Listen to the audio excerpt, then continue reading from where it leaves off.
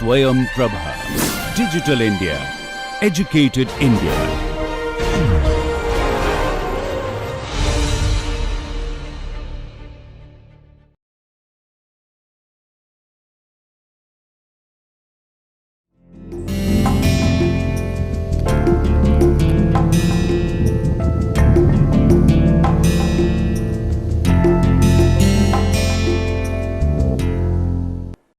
In today's lecture, we are going to look at the relationship between anthropology and television as a form of popular culture.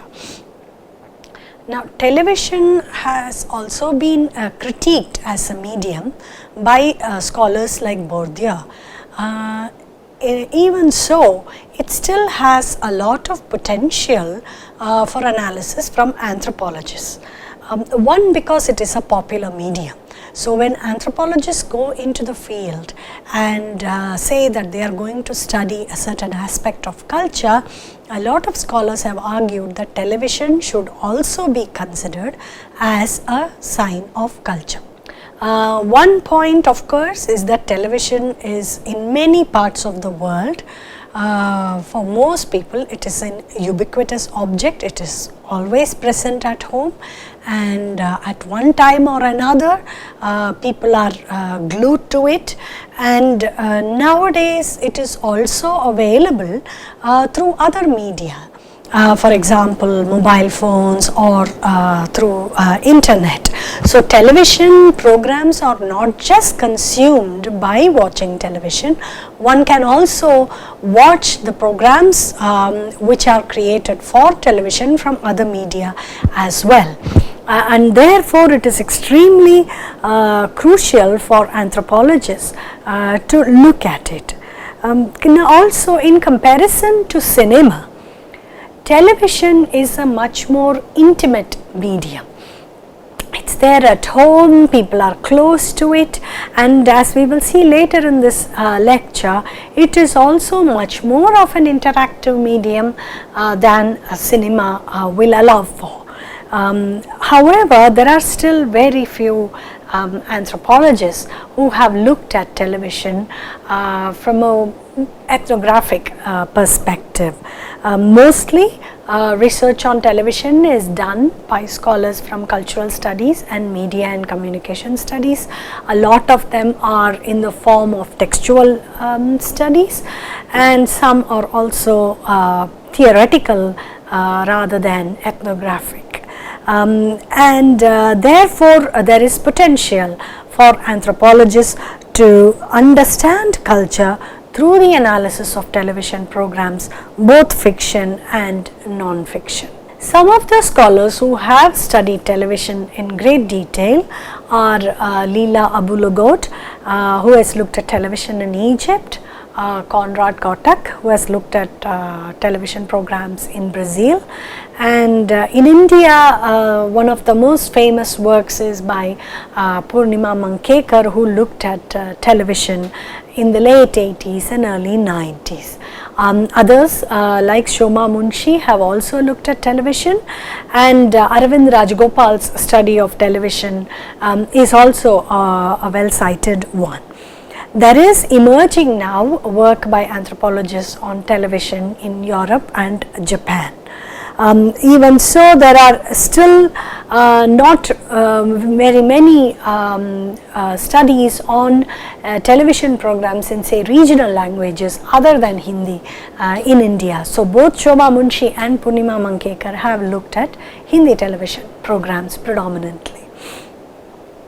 Now, before we go into the anthropological research on television, I will just take a few minutes to detail the history of the evolution of one of the most popular forms of television programs, which is what we call TV serial in India and what are called soap operas in other parts of the world.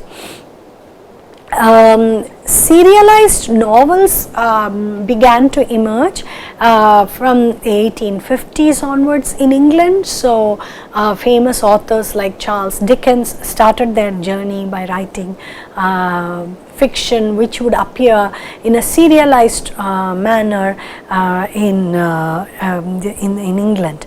And then of course by the 1930s, with the arrival of a new medium called the radio, radio dramas start appearing.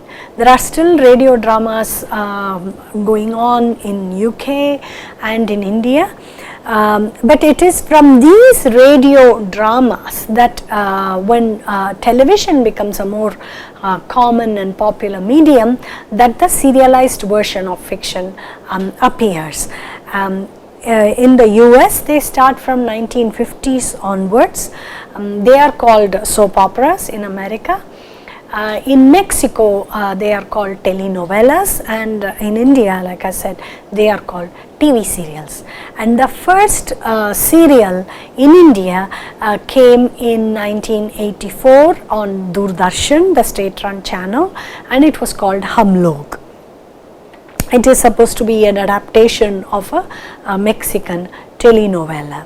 So radio serials then go on to become TV serials, and before that they were serialized work available in print. So as the medium changes, the form carries over. And what is this form? So oftentimes we hear a lot of criticism about the soap opera format. So we need to understand what exactly is the soap opera format and why are they the way they are. One is that the format demands that the story be more open-ended. So for those who complain about how some of these stories go on and on and on for years and years, that is because that is how they are supposed to be. In early days in Doordarshan, these stories were told in somewhat of a close-ended format for limited number of episodes, 13 or 23 or 54 or whatever, but they will not go on forever and ever. In many other countries that format still exists. Sometimes they come in the form of seasons, which means certain number of episodes will be televised and then there will be a break and the story will carry on with another set of episodes televised. But the actual soap opera format is what we see every day, which is for the story to come every day for about half hour or so and to end with some kind of what is called as a cliffhanger or a hook, so that people will tune in the following day to see what happened or what is going to happen. And therefore, if a format has to go on and on and on for a long time, it requires many characters, and therefore in a lot of television soap operas you will find that there are several characters. Some will appear for some time and then they will disappear and then they will appear again. And also there has to be multiple stories within a story. So multiple narratives taking place at the same time. So different characters will be going through different situations and all of them will have some connection at some point or another, and only those who have been watching them for a long time will be able to tell you why one character and the other character are connected and why they are in this scene at this time. So for those who tune in now and then, it may appear that this is complete chaos, but it is not. People are the writers and those who conceive of these soap operas are more or less sticking to the format in which it is supposed to be. And because it has so many characters and so many situations playing out at the same time, the pace also sometimes is slow. Because people need time to absorb, the audience needs time to absorb what is going on, so you can't rush with the story. And family, the backdrop of family provides a sort of a ready-made set, if you like, to engage with all these multiple characters and storylines. So, a lot of soap operas, not all of them, but a lot of them are therefore predominantly focused on families and the conflicts that happen within families and how they get resolved and things like that. And therefore, unlike cinema, fiction programming in television has a limited ability to maneuver from its storyline, because it is based more on looking at families. In many countries, US, UK and India, soap operas come about 5 days a week. In some places like in America, it is in the mornings. In India, usually they are in the evenings. There are some channels in India which also have episodes telecast on Saturdays as well, but largely most television channels show TV serials only between Monday and Friday, and the weekend is kept for non-fiction programming such as award ceremonies or reality shows or competitions and telecast of sports events and documentaries and things like that.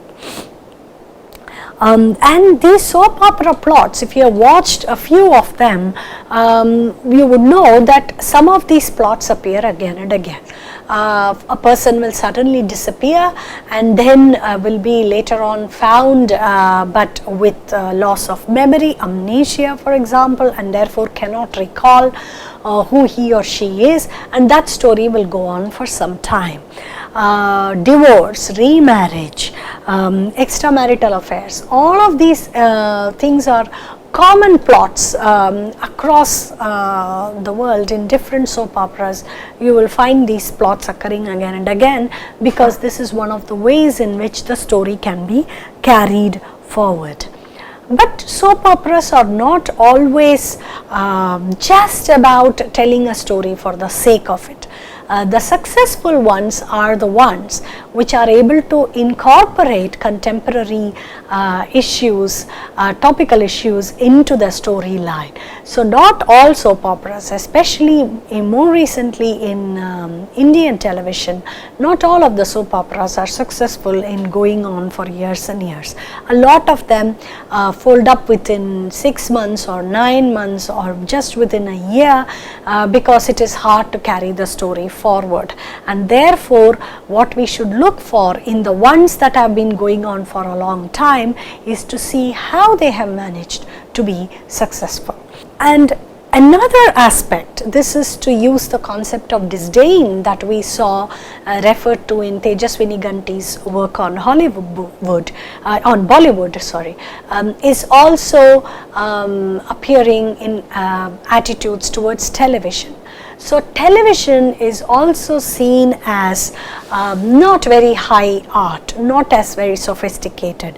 It is very popular and therefore it cannot be very serious is the assumption. And this kind of disdain also provides an obstacle for serious scholarship on television.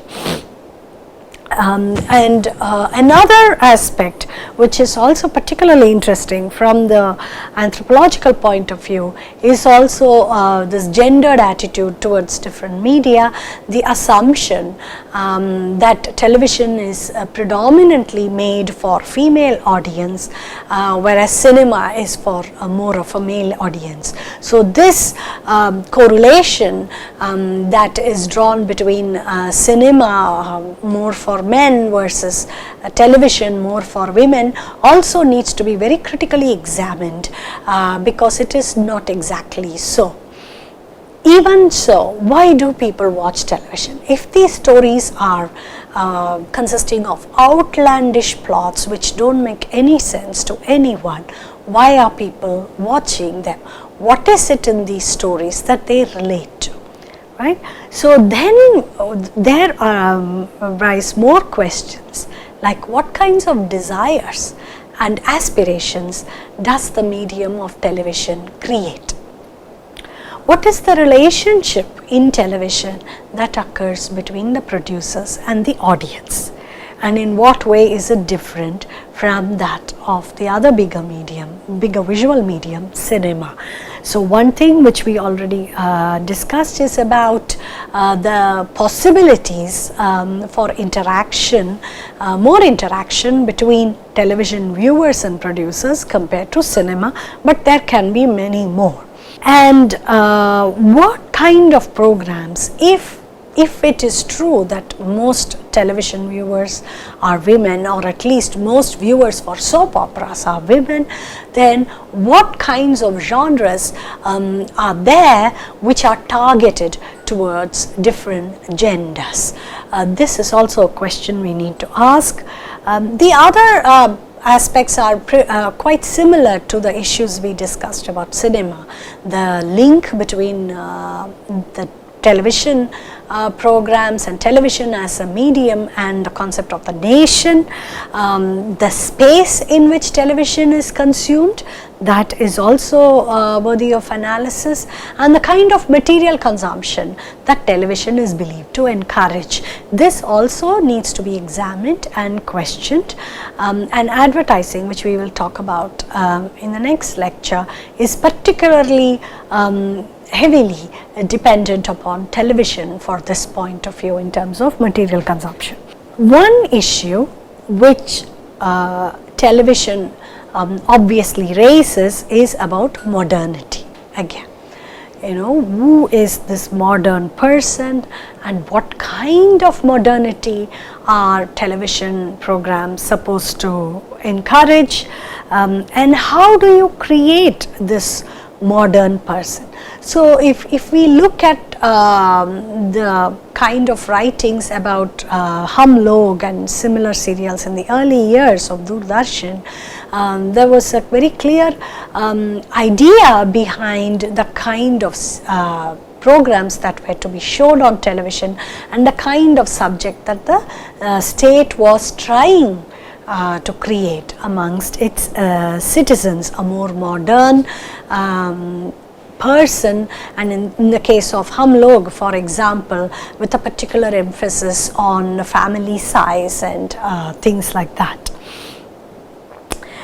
But obviously messages are not so straightforward either in the way they are given or in the way that they are consumed. So then what happens? What happens between the time when a project is conceived, planned, filmed and then telecast, and when the audience sees it in their homes? What interactions happen between this box that is in the house and the people who are watching it? And if there is a different understanding of what is being shown, how does the television subject, the viewer or viewers, then subvert this agenda that the producers had, whether they are state or private companies? And what is the relationship then between modernity and class? A very, very crucial aspect to which both Abulagot and Mankekar and other scholars have paid attention. Let us start with Leela Abulagot's work on Egyptian television dramas. So Leela Abulagot is a very well-known scholar who has written a lot on women, and her field site has been Egypt for a very long time, and she has been working in Egypt since 1970s. But she came into looking at television only in the 90s or so. But she says in her work early on that she noticed that serials which were then coming on Egyptian radio were very popular. That people would often go away just to huddle around a radio and listen to them. And those of us who have seen our parents listen to radio serials in the 1970s, early 80s can recall this as well, before the advent of television, or before even television became so common in India in the 80s. So before that, radio serials were very popular here as well. So this was the starting point for her to pay attention to this. And she argues that television should be seen as an institution, as any other institution of culture will be seen by anthropologists. And she says that we should not dismiss at all the kind of popularity and interest these kind of media generate. But then how do we do it in terms of methodologically? How does the anthropologist do it? It is easier in some ways to go to a village, establish oneself there, stay put, collect survey data, hang around for a long time and get all the information possible and then write about it. But studying television audience or producers is not so easy. So she calls for what she calls as the multi-sited ethnography. We cannot just look at one serial or one program as a text and try to understand what is going on, but we have to follow its pathways.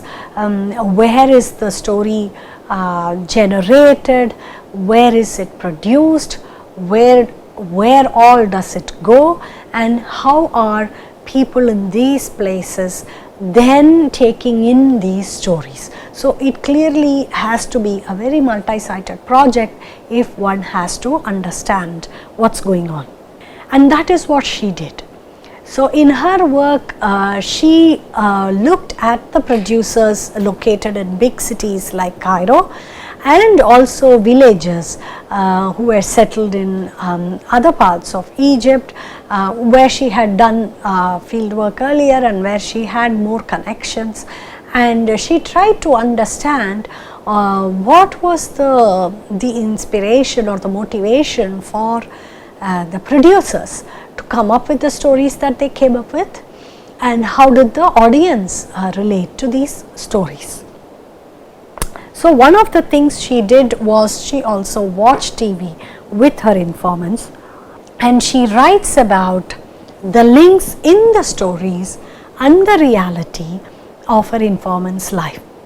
So for example, one of the stories that she followed, one of the television serials that she followed, had a woman protagonist who was in charge of an old age home, as we would say in India, and the kinds of problems and obstacles she was facing and how she overcomes that.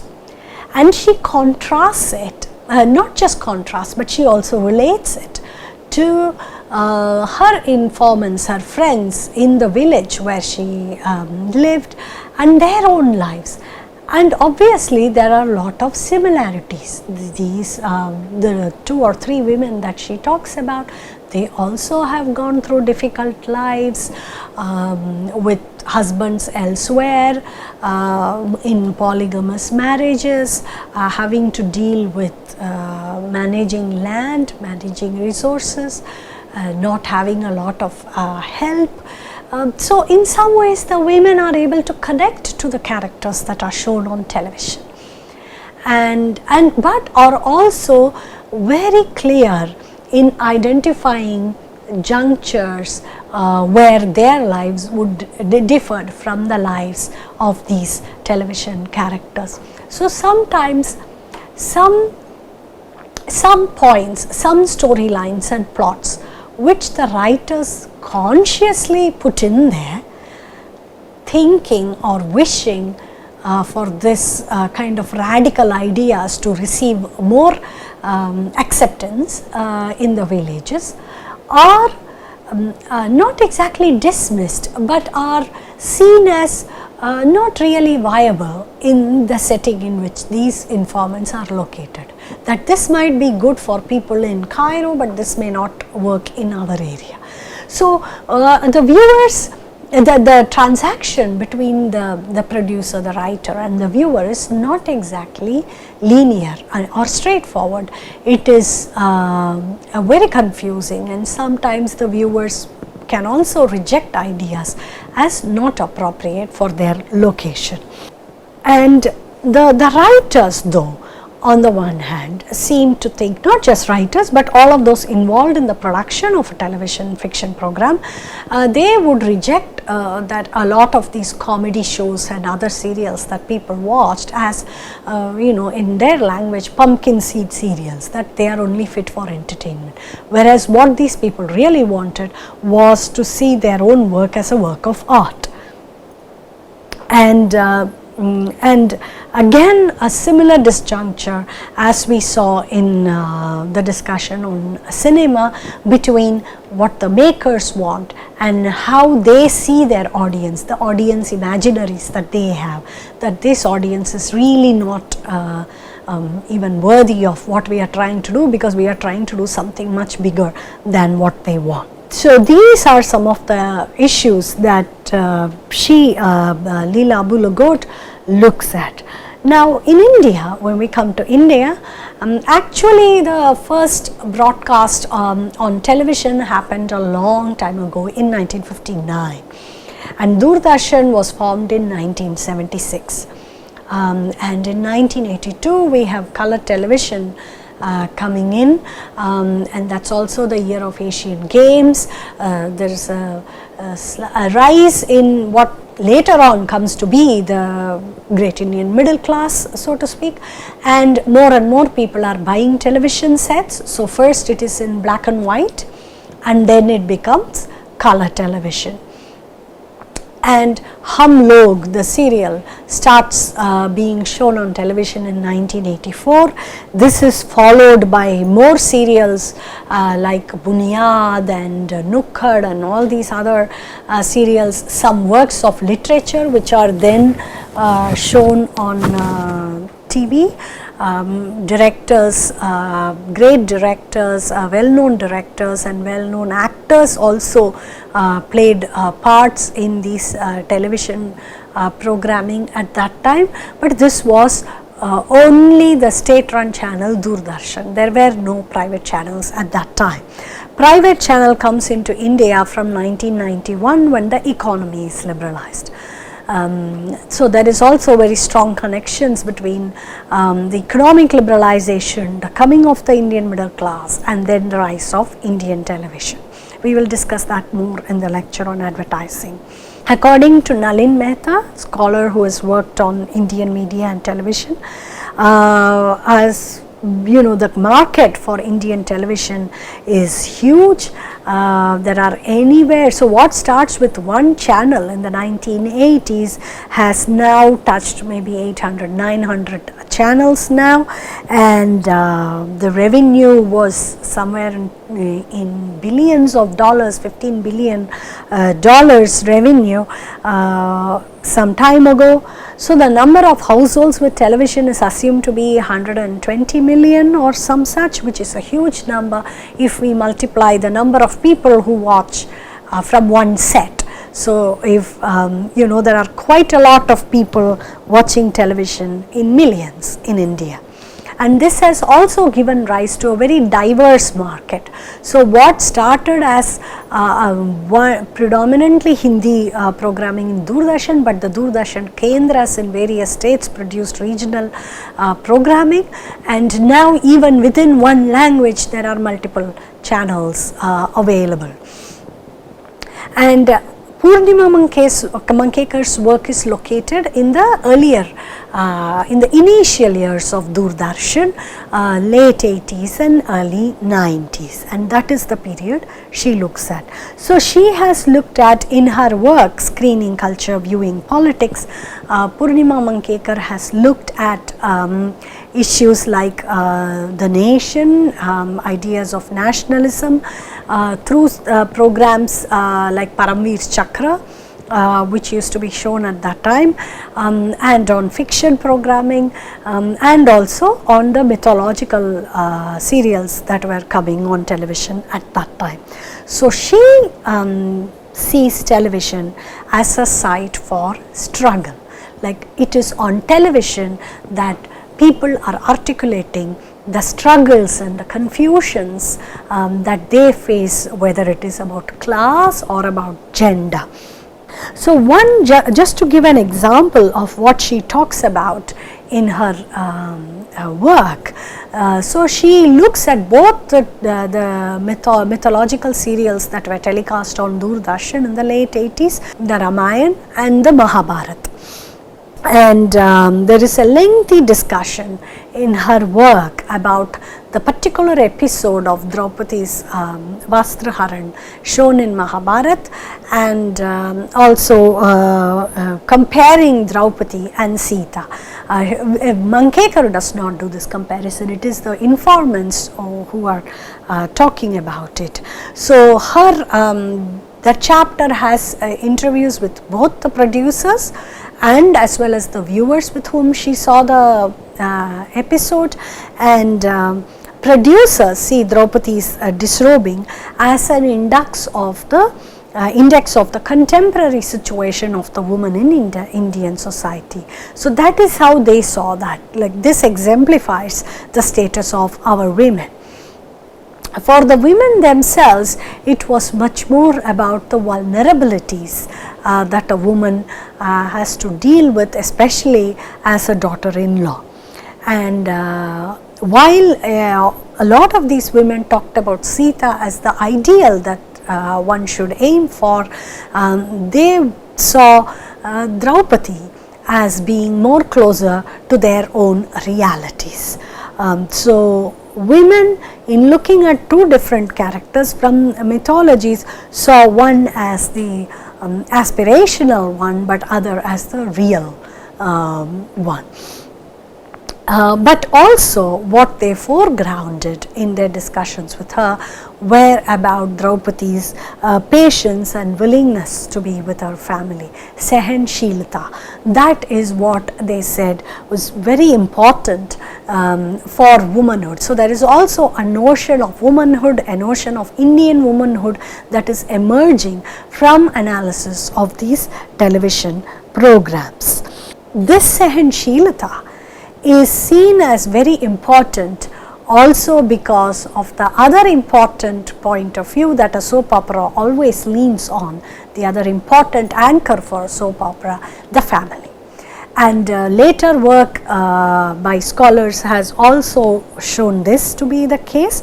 So the family is a very important site where national identity is played out. And today if we talk to anyone about TV serials, they will talk about them as Saas Bahu sagas. Saas with reference to the mother-in-law and Bahu meaning the daughter-in-law. So most TV programs are seen as Saas Bahu serials, and one of the most important aspects about culture that is emphasized is filial responsibility, one's responsibility to one's parents and a woman's responsibility to her in-laws, and in that way reproducing the patriarchal, patrilineal and patrilocal family.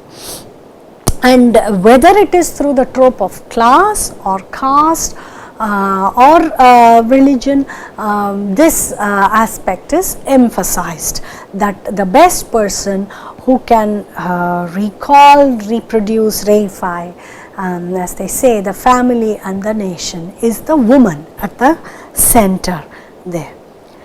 But it is also, it would not be correct to say that that was the only focus, and therefore there was no development in the character of a woman in any of these shows.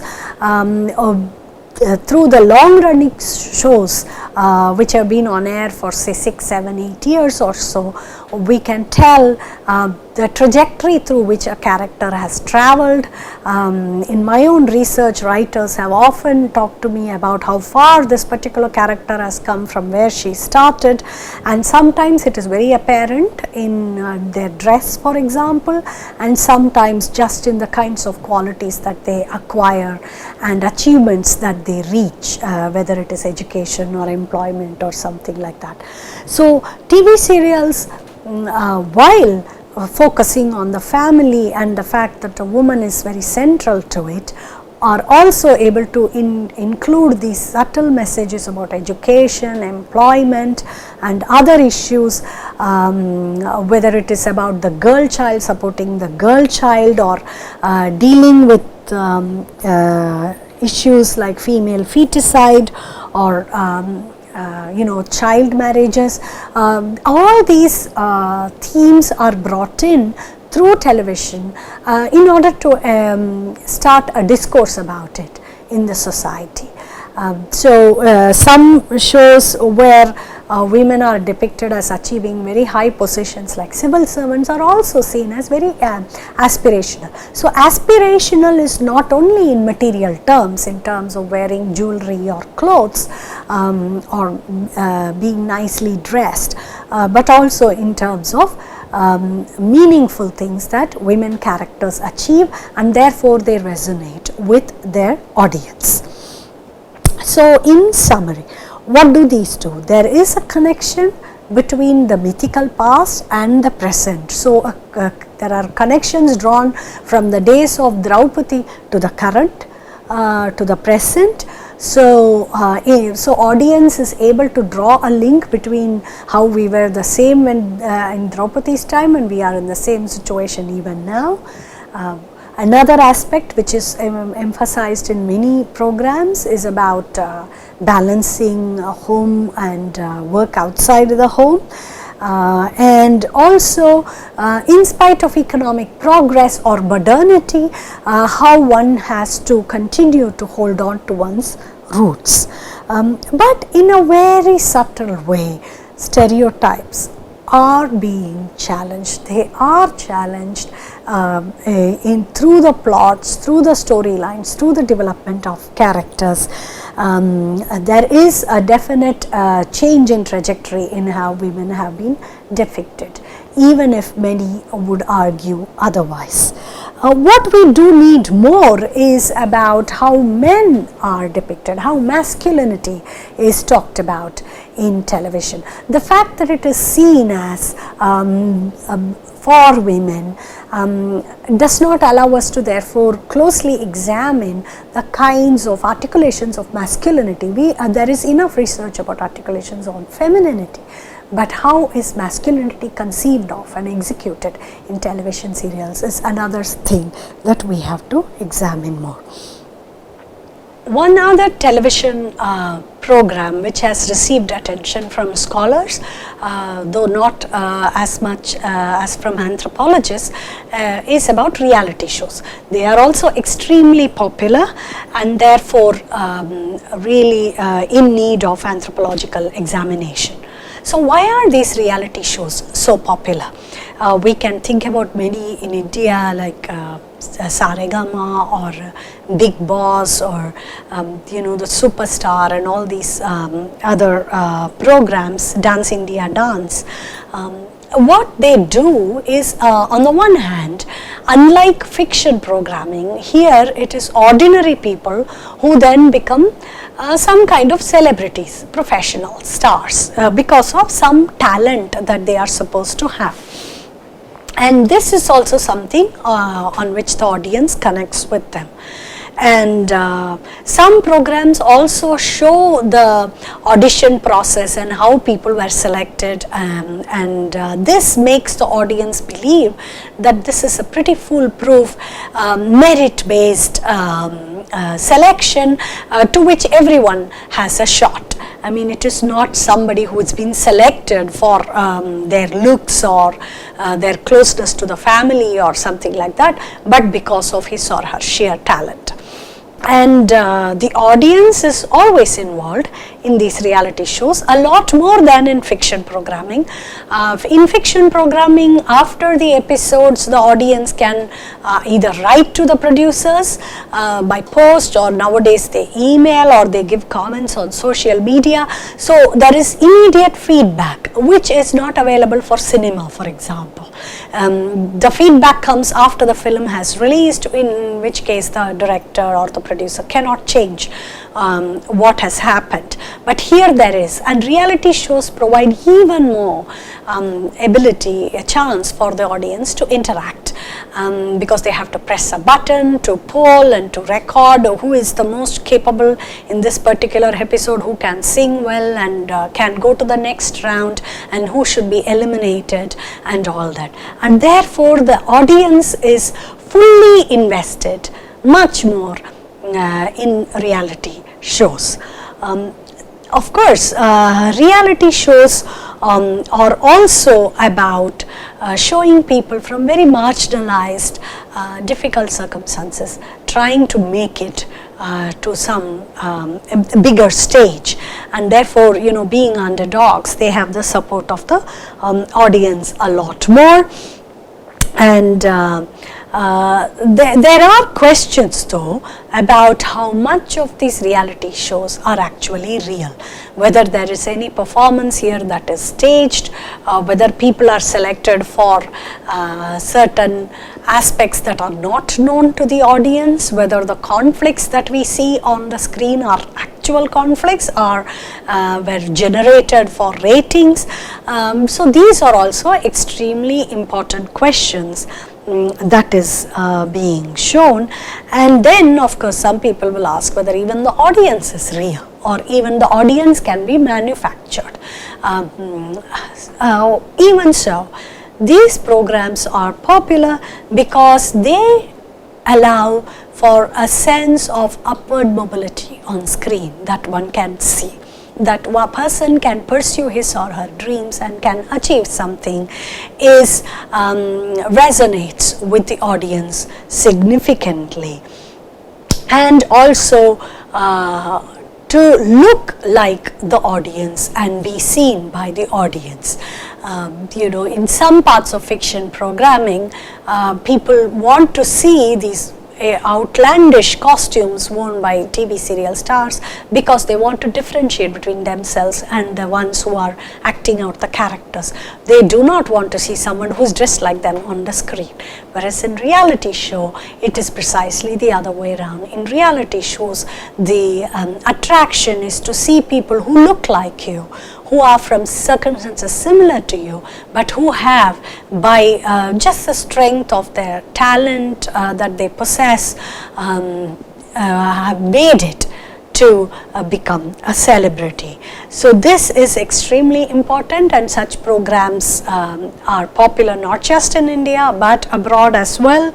So people would recall a program called Britain's Got Talent, where this very ordinary person called Susan Boyle came on television, and everyone was stunned by her voice, and then she went on to become a big celebrity.